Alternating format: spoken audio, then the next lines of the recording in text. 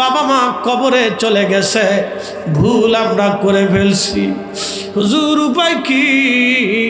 কোন উপায় আমাদের হবে? ভয়ের কোনো কারণ নাই।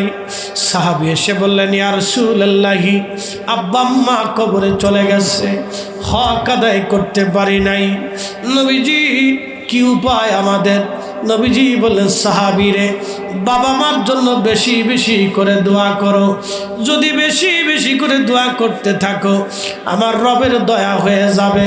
কিয়ামতের ময়দানে বাবা মার জন্য দোয়া করার কারণে, কবর জিয়ারতের কারণে, কোরআন খানি খতম দেওয়ার কারণে, নফল নামাজের কারণে, অধিক পরিমাণে দোয়ার কারণে কিয়ামতের ময়দানে আল্লাহ দয়া পরবশ হয়ে তোমাকে বাবা মার খেদমতগুজারি সন্তান হিসেবে আল্লাহ কবুল করে নেবে।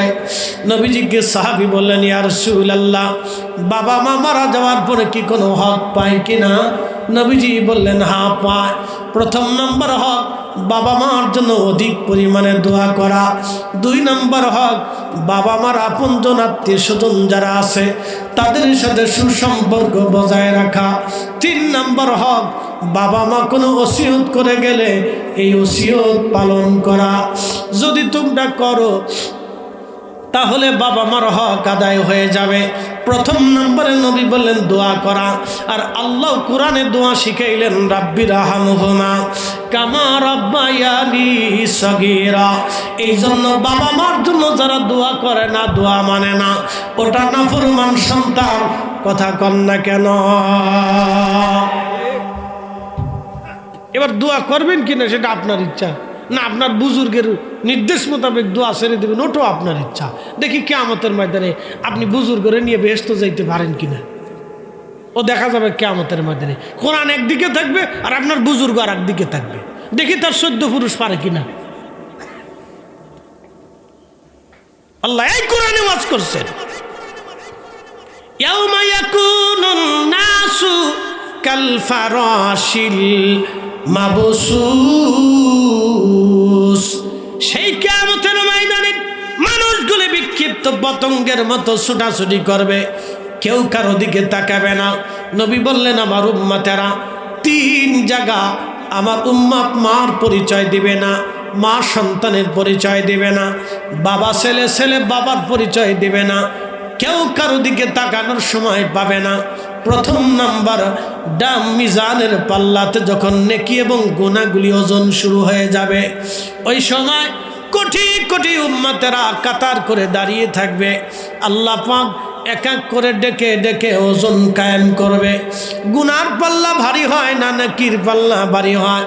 এই সময় সন্তান মাকে ভুলে যাবে, মা সন্তান ভুলে যাবে, বিবি স্বামী ভুলে যাবে, স্বামী স্ত্রী ভুলে যাবে, কেউ কারো কথা মনে রাখবে না। কঠিন এই সময় সব পাগল পারা হয়ে যাবে। নবীজি বললেন, উম্মত রে, আমি রসুল এই দিন তোমারে ভুলব না, তোমারে সবাই ভুলে যাবে, আমি নবী তোমারে ভুলব না। এই জন্য দুনিয়াতে সবাই যদি আপনারে ভুলে যায়, আপনি যেন রসুলকে ভুলে না যান। এই কথা কয় না কেন? ঠিক কিনা? আপনি রসুলকে ভুলবেন না। হুজুর তাহলে কি করব? রসুলের সুন্নতে নবীর দুরুদের ভিতরে চলে আসে, কারো ফতোয়া শোনার দরকার নেই। ও বুজুর্গ কিয়ামতের ময়দানে খুঁজে তালাশ করে পাবেন না, ও ছাতা আপনি হারিকেন ধরে খুঁজে পাবেন না, ও আপনার সাহেব খুঁজে পাবেন না, কোথায় চলে যাবে, হারাই চলে যাবে, কোথাও খুঁজে পাবেন না আপনি। যারে পাবেন তিনি রাহমাতুল্লিল আলামিন। কি কথা কর না কেন? রাহমাতুল্লিল রাহমাতুল্লিল ওনাকেই খুশি করে যান। সামনে আসতেছি, হাসান বসরির কাছে পরে যাইতেছি, তাহলে বুঝবেন যে রসুল কি জিনিস। একসাথে বলবেন আল্লাহু আকবার। না, একটা জবান বন্ধ থাকবে না, জোরে বলেন, আরো জোরে বলেন। খুবই মনোযোগ দিবেন। বাবা মার জন্য দোয়া। তাহলে আপনি কবরের পাশে, মার কবরের পাশে দাঁড়ায় যান। নবীজি মার জন্য কিভাবে কেঁদেছে দেখেন। হাজুনে বাবা মার জন্য নবীজি কাঁদলেন। রসুল তো রসুল, বাবা মার জন্য না কাঁদলেও তো পারতেন, কিন্তু না, বাবা মার কথা মনে করে নবী কাঁদলেন, খুব পরিমাণে কাঁদলেন, অনেক কাঁদলেন। কান্না দেখে আল্লাহর বড় মায়া লাগলো, আমার মেহবুব কাঁদে, আমি তো কান্নার জন্য তার দুনিয়াতে পাঠাই নাই। আমি তো এই কোরআনে থেকে বলেছি ওয়ালা সাউফা ইউতিকা রব্বুকা ফাতারদা। হুজুর আমি আপনাকে খুশি করব, আমি আপনাকে খুশি করব।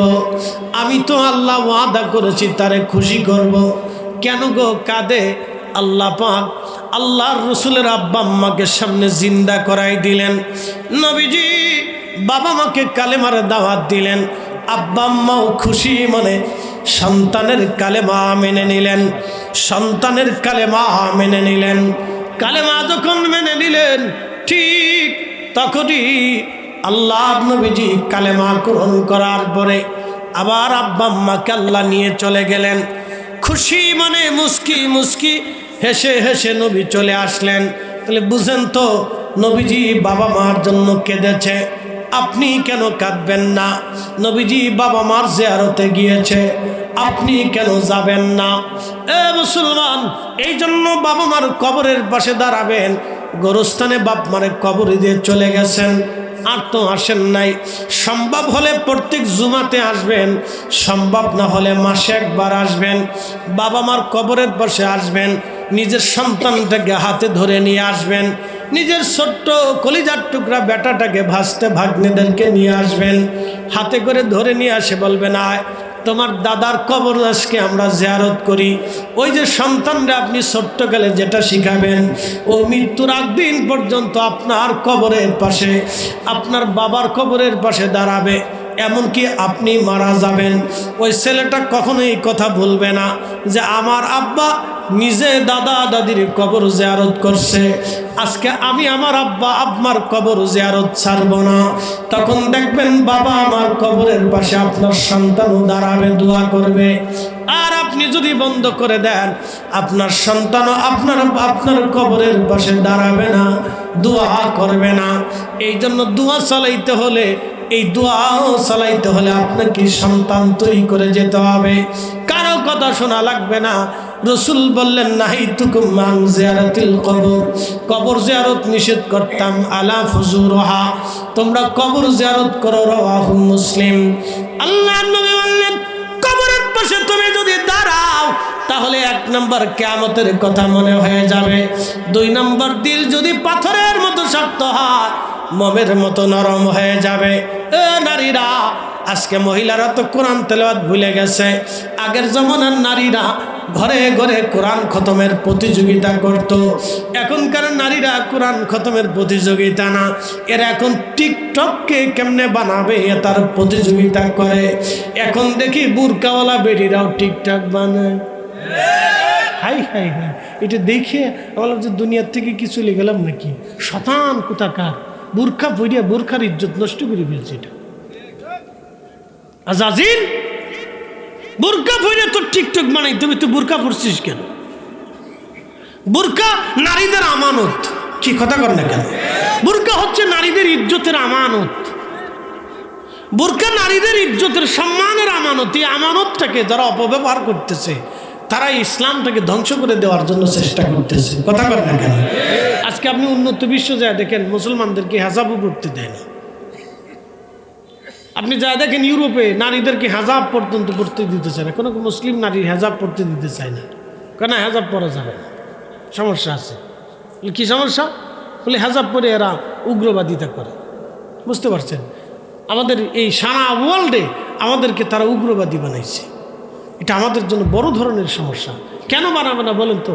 বাংলাদেশে কবর থেকে লাশ উঠে আগুন দিয়ে পুরাইতে হবে, কারণটা কি? কি কথা করলে কেন? এটা কি ইসলাম? আপনি আমার বোঝান তো, আবু জাহেলের লাশ কি আগুন দিয়ে পোড়ানো হয়েছে? হ্যাঁ, তাহলে আবু জাহেলের সেই থেকে মানুষ বেশি নিকৃষ্ট, তাহলে তার লাশ কেন পোড়াইতে হবে? ইসলাম কোথার থেকে আমরা শিখলাম? লা হাওলা ওয়ালা কুওয়াতা ইল্লা বিল্লাহ। কয়েকদিন আগে দেখছেন সুদানিরা এক গ্রুপ আর এক গ্রুপে গুলি করে, কে আল্লাহু আকবার। এক মুসলিম আর এক মুসলিমকে গুলি করে, কে আল্লাহু আকবার, আল্লাহু আকবার। এটা কোন কথা? আল্লাহ রসুল, আল্লাহর কোরআনে আল্লাহ বলছেন মান কাতালা নাফসান বিগাইরি নাফসিন আও ফাসাদিন ফিল আরদি ফাকান্নামা কাতালান নাস জামিআ। তোমরা যদি একজন নিরপরাধ মানুষকে হত্যা করো তাহলে শুনে রাখো তাম দুনিয়ার মানুষ মেরে ফেললে যেই গুনাহ একজন নিরপরাধ মানুষ মেরে ফেললে সেই গুনাহ হবে।